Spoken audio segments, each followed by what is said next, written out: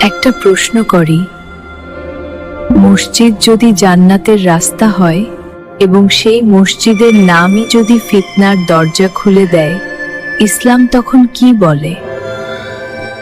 এক সেকেন্ড থামুন, কারণ আজকের বিষয়টা আবেগের না, দলিলের। আমরা পুরনো জায়গার কথা বলছি না, আমরা কথা বলছি নতুন জায়গায় নতুন মসজিদ নিয়ে। বিষয় পরিষ্কার করা, নতুন জায়গায় মসজিদ বানানো জায়েজ, এতে সওয়াব আছে, কিন্তু প্রশ্নটা এখানে নয়। আল্লাহ তাআলা বলেন, আল ফিতনাতু আশাদ্দু মিনাল কতল, ফিতনা হত্যার চেয়েও ভয়াবহ।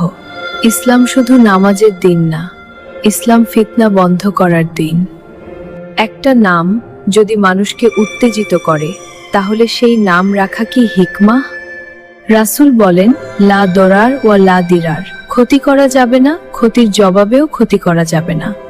সুন্নাহর বড় দলিল, নবী সাল্লাম চাইলে কাবা নতুন করে বানাতে পারতেন, কিন্তু তিনি করেননি, কারণ ফিতনার আশঙ্কা ছিল।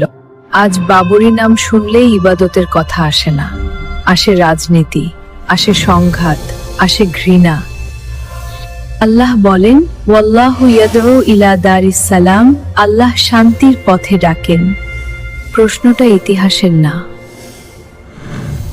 প্রশ্নটা অহংকারের না, প্রশ্নটা হলো, আমরা কি নাম বাঁচাতে চাই নাকি দিন ও শান্তি বাঁচাতে চাই? ভেবে দেখুন, আর সত্যটা শেয়ার করুন, যেন মানুষ আবেগ না, কোরআন হাদিস দিয়ে চিন্তা করে।